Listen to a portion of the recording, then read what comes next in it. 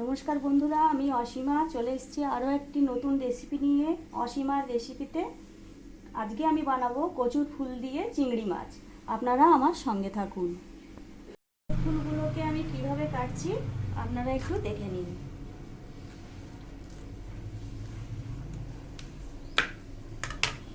এইভাবে নিয়ে এর ভিতরে একটা সাদা অংশ থাকে, এটাকে এভাবে বার করে নেব। বার করে এইভাবে আমি কচুর ফুলগুলোকে কেটে নেব। সবগুলো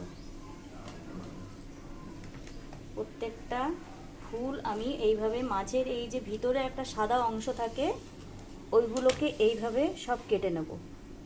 দেখুন এই যে এই অংশটা, এটাকে আমি বাদ দিয়ে দেবো, শুধু এই ফুলগুলোকে নেব। এই দেখুন আমি সব ফুলগুলোকে ফুলের ভিতর থেকে এগুলো বার করে নিয়েছি। এবারে এগুলোকে সব ছোট ছোট টুকরো করে নেব। আপনারা ভাবছেন যে কচুর ফুল সবাই খায়, এটা আবার খাওয়ার জিনিস? হ্যাঁ বন্ধু, আমরা এটা খাই। এটা খেতে খুব সুস্বাদু। গ্রাম বাংলার দিকে এখনও দেখবেন অনেকে এইগুলো খায়, আমরাও এটাকে খাই। আমি এমনভাবে বানাবো এটা খেতে খুবই টেস্টি। এই দেখুন আমি কচুর ফুলগুলোকে সুন্দর করে কেটে নিয়েছি। আর যে উপকরণগুলো দিয়ে রান্নাটা হবে সেটা আমি আপনাদেরকে বলে দিচ্ছি। এখানে নিয়েছি তেজপাতা, গোটা জিরে, গোটা গরম মশলা আর গোটা শুকনো লঙ্কা।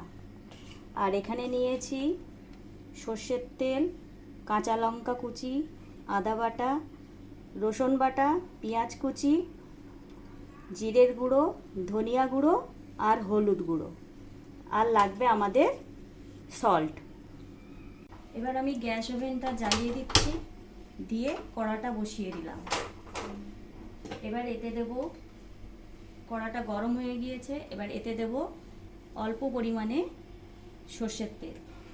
দিয়ে আমি কি করব, চিংড়ি মাছটাকে আগে ভেজে নেব।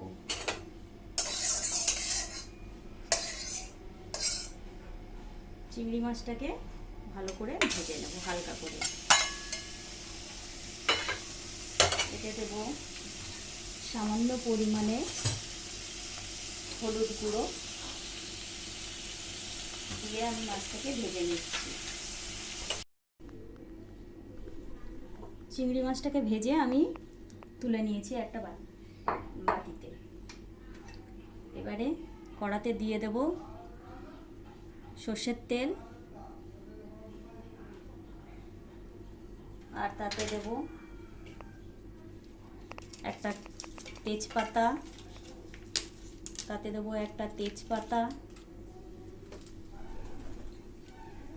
একটা শুকনো লঙ্কা, আর দেব গোটা জিরে, আর দেব গোটা গরম মশলা। দিয়ে এটাকে একটু হালকা ভেজে নেব।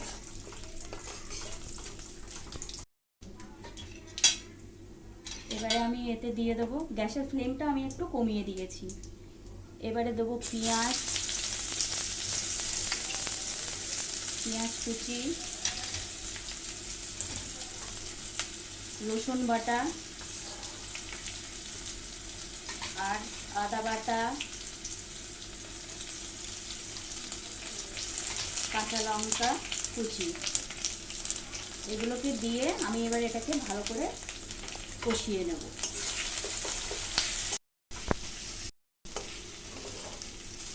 আদা রসুনের কাঁচা গন্ধটা চলে গিয়েছে। এবারে আমি এতে দেব পরিমাণ মতন হলুদ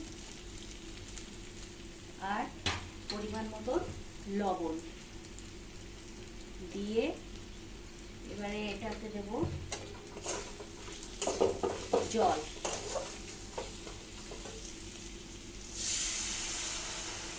জল দিয়ে এটা আমি গরম হতে দেব। তারপরে জলটা যখন গরম হয়ে যাবে তখন আমি কচুটা দেবো। কচুটা গরম জলে দিলে কি হবে, যদি গাল চুলকানোর কোনো ব্যাপার থাকে তাহলে আর গাল চুলকাবে না। আর বর্ষার সময় এই কচুটা পাওয়া। জলটা গরম হয়ে গেছে, এবারে আমি এতে দেবো একটু জিরের গুঁড়ো, একটু ধনিয়া গুঁড়ো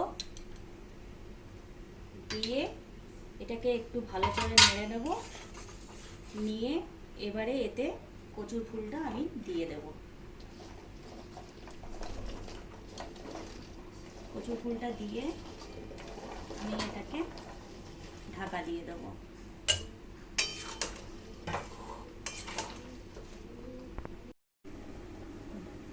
ঢাকনাটা খুলে আমি একটু দেখে নিই। হ্যাঁ, কচুর ফুলগুলো সব সিদ্ধ হয়ে গেছে। এবার এই পর্যায়ে এসে আমি চিংড়ি মাছগুলোকে দিয়ে দেব। দিয়ে আবার এটাকে ঢেকে দেব।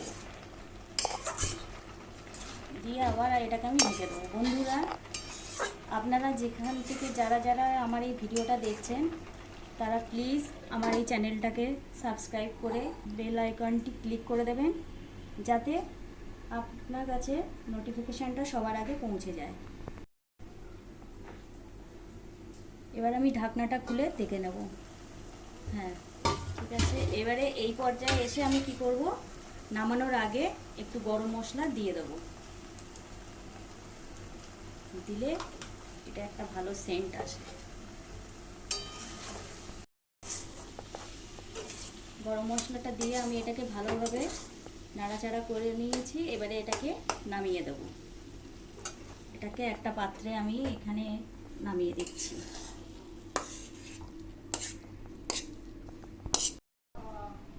আপনাদের যদি এই রেসিপিটি ভালো লেগে থাকে, আপনারা একটা লাইক, কমেন্ট, শেয়ার করে আমাকে আরও উৎসাহিত করবেন।